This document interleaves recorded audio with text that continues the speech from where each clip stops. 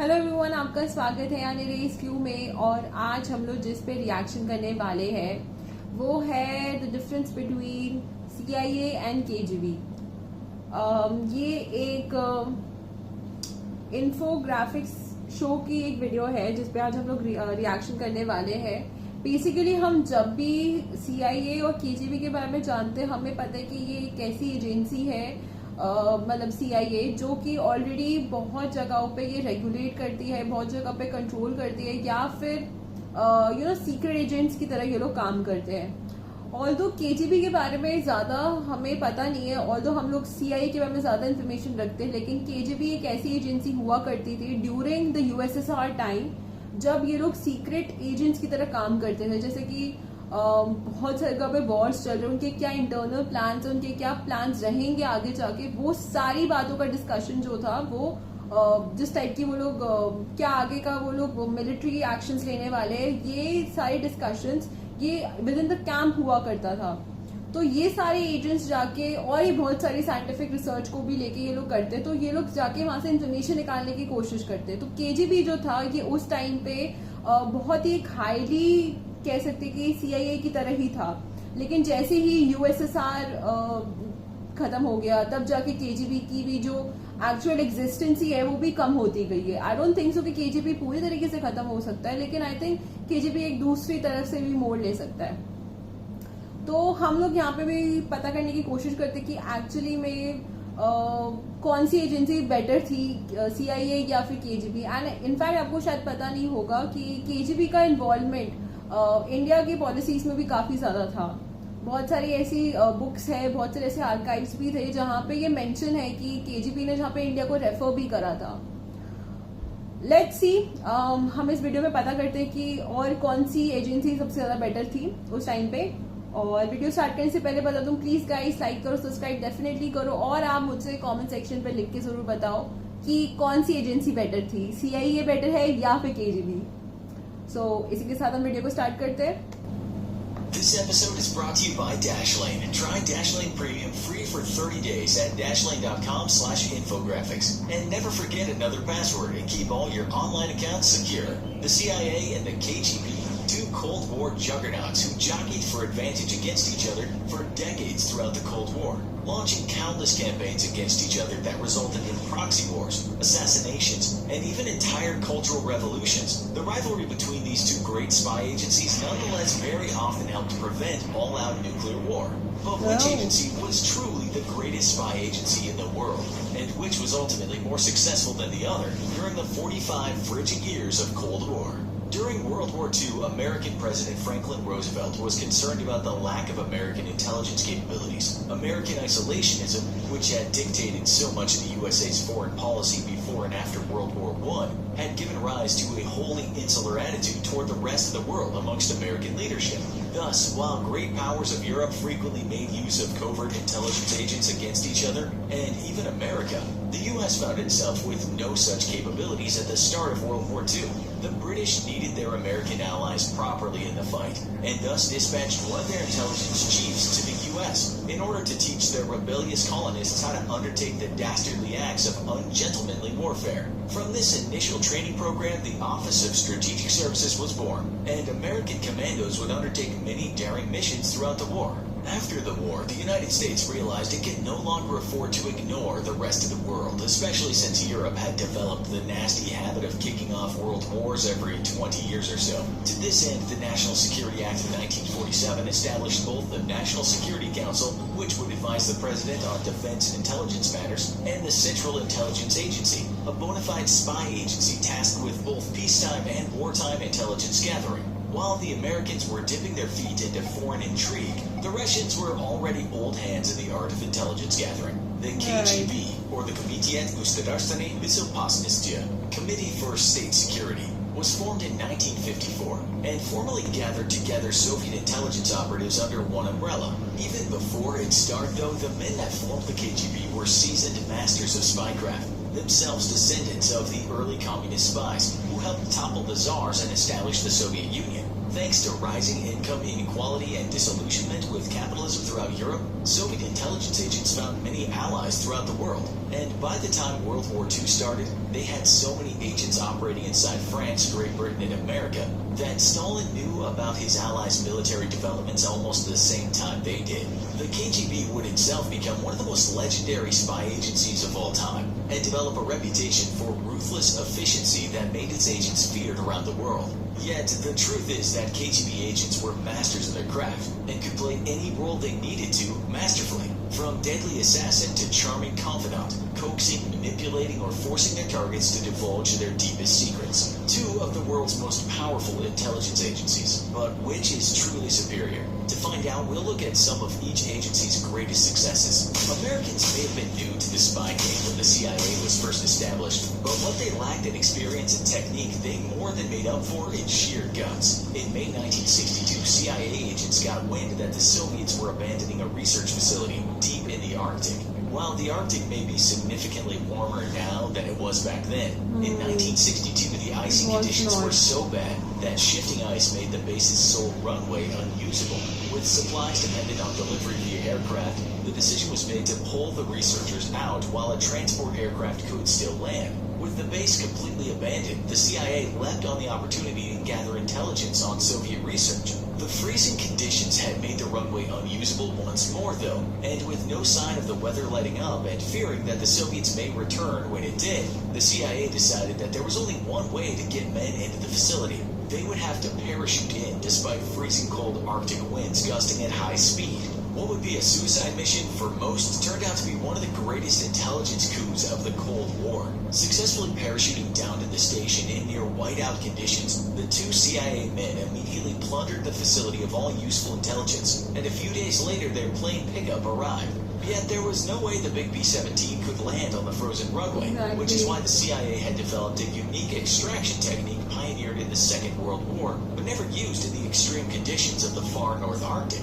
The men on the ground filled 3 balloons with helium and floated them into the sky. The skyhook system, as it came to be known, was nothing more than a hook at the end of a winch, which was itself attached to the interior storage bay of an aircraft. The plane would fly the hook into a line hoisted up by the balloon, and then the entire line would be winched up into the plane. Attached to the first balloon was 150 pounds of secret Soviet equipment and documents. The two agents on the ground, knowing that the skyhook system was extremely dangerous, and thus deciding that it was more important the secret equipment and documents be rescued than them. Despite very low visibility and strong winds, the B-17 managed to snag the first balloon and hoist it up into its cargo well. And 2 passes later, the agents on the ground were themselves winched to safety, dangling beneath a plane moving at over 150 miles per hour through Arctic weather. The CIA had just proven that any lack of experience and technique on its part was more than made up for in sheer courage and ingenuity. The data recovered showed that the Soviets had been working on techniques to detect American subs under the Arctic ice and to attack them,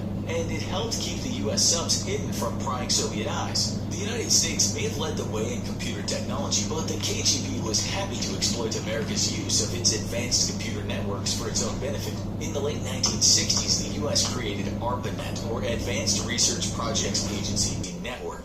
This fledgling internet was used by U.S. research labs to share data nationally on secret defense projects. When the space shuttle was announced shortly after the successes of the Apollo program, the Soviets initially believed that the shuttle was secretly a space-based bomber, something which could threaten the entire Soviet Union. Soviet Premier Leonid Brezhnev immediately tasked the KGB with plundering the secrets of the shuttle and demanded that the Soviet Union's Military-Industrial Commission create their own. As work on the shuttle progressed throughout various labs across the U.S., the cooperating research teams made use of ARPANET to swap data back and forth. Aware of ARPANET's existence, Soviet spies in the U.S. soon infiltrated the computer network and teased out troves of data about the shuttle, learning that it was indeed a peacetime reusable space vehicle and not a secret spaceborne bomber. Not wanting to be outdone by the U.S. once more in the realm of space exploration, Premier Brezhnev ordered Soviet scientists to make full use of the stolen information, resulting in the Buran, a Soviet copy of the space shuttle. In many ways, the Buran is actually superior to the American shuttle, despite using stolen information from which to base their copy and the fact that it only ever flew once. This is because the American shuttle program was beset by outside pressures exerted by various politicians, and shifting priorities constantly changed what the core mission of the shuttle should be.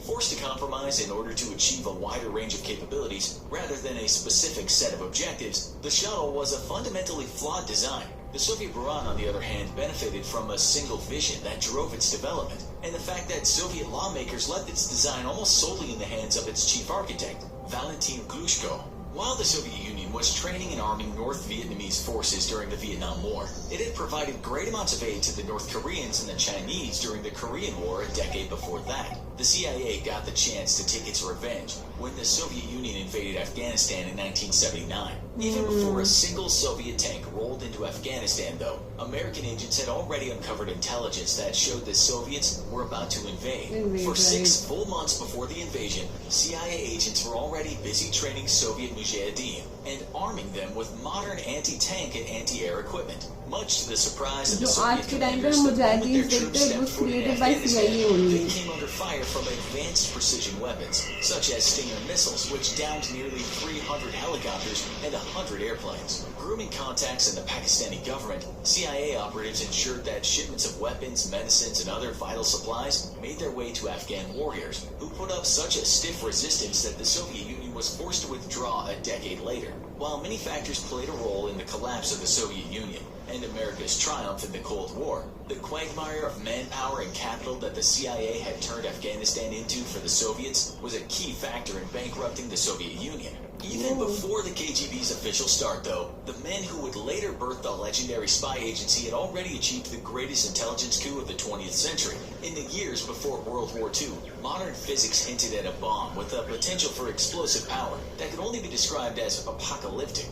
Dubbed the atomic bomb, various nations around the world launched research programs in a frantic race to be the first to develop these doomsday weapons. At the time, many of the world's top physicists lived in Germany, or territories which quickly fell under German influence, and thus they fled their homeland seeking safety in the Soviet Union, France, Great Britain, and the US. As World War II began, the British undertook a great effort to gather up as many of these brilliant physicists as they could in order to keep them from falling into Nazi hands. इसके The Soviet पीछे भी Union एक और lacked है, the एक scientific operation start expertise of किया Great था. Britain or the US, however, and in a bid to ensure it was not left out of the race to develop a nuclear weapon, it very quickly got to work infiltrating the nuclear programs of Great Britain and the United States. If the Soviets could not develop their own bomb, they would steal the knowledge to build one from their allies. German refugee theoretical physicist Klaus Fuchs was one of the many scientists scooped up by the British, who fully vetted the young scientist and quickly shipped him to the United States, where the world's greatest concentration of scientific genius was gathered with a single goal: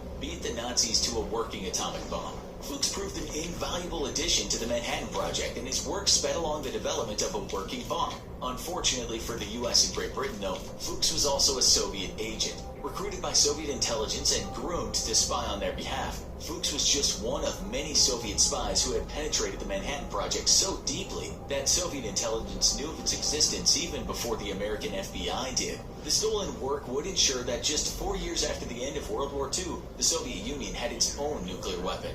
Both the CIA and the KGB are legendary agencies in their own rights, and both sides scored incredible victories against each other throughout the 45 years of the Cold War. Yet, in the end, the KGB is widely acknowledged by intelligence officials around the world as being the superior spy agency, with capabilities so extensive that for almost 10 years the CIA feared recruiting any Soviet agents for fear of being penetrated by moles. While the US enjoyed the security of 2 oceans for the first half of the 20th century, Russian agents were fighting a covert war against their own czars, and eventually the other great powers of Europe.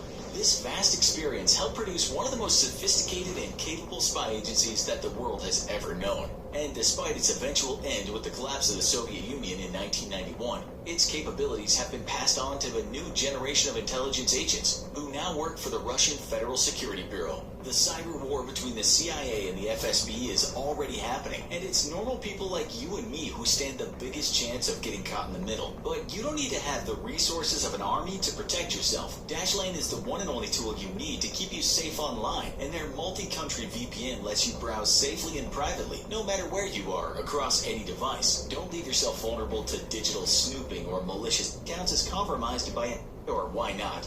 So guys video जो है as usually and हो चुकी है, and इसमें video काफ़ी interesting थी. काफ़ी ऐसे ऐसे पॉइंट्स को कवर करा है जिसके बारे में यूजुअली बहुत लोगों को पता नहीं होता. जैसे कि यहाँ पे एक साइंटिस्ट के बारे में बताया था कि जब जर्मन्स ने अटैक किया था, जब सारी कंट्रीज ने जब जर्मन को डिस्ट्रॉय करने गए थे नाजीज को, तो बहुत सारे ऐसे जर्मन्स थे जो भाग गए थे वहां से और उन्हें रिफ्यूज लिया था।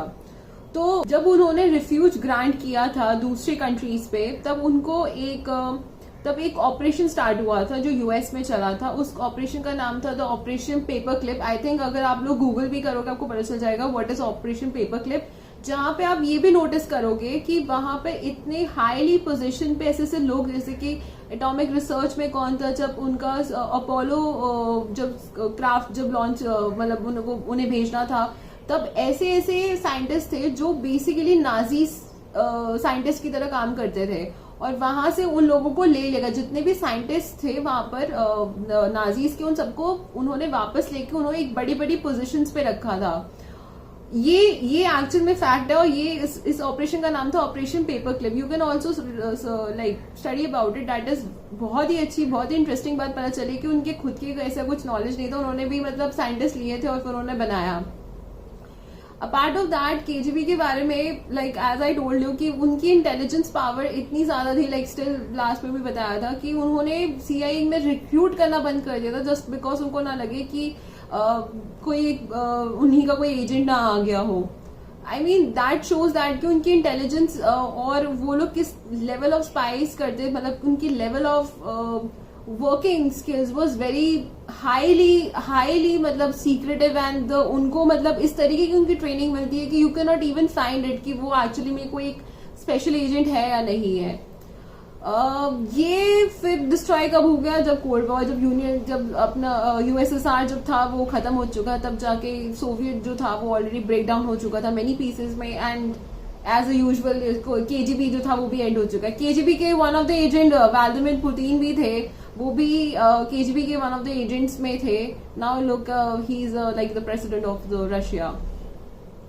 So this was the story. इसी के साथ हम वीडियो को यहीं पर हम एंड करते हैं। अगर आप लोगों को मेरा रिएक्शन अच्छा लगा, प्लीज गाइस लाइक करो, सब्सक्राइब डेफिनेटली करो और आप मुझे कमेंट सेक्शन पे लिख के जरूर बताओ कि आप लोगों को मेरा रिएक्शन कैसा लगा। और आप मुझे डेफिनेटली ये भी बताओ कि स्पाई एजेंट्स में मतलब सबसे ज्यादा बेटर कौन सा है, सीआईए या फिर केजीबी। तो हम मिलेंगे अपने नेक्स्ट वीडियो पे।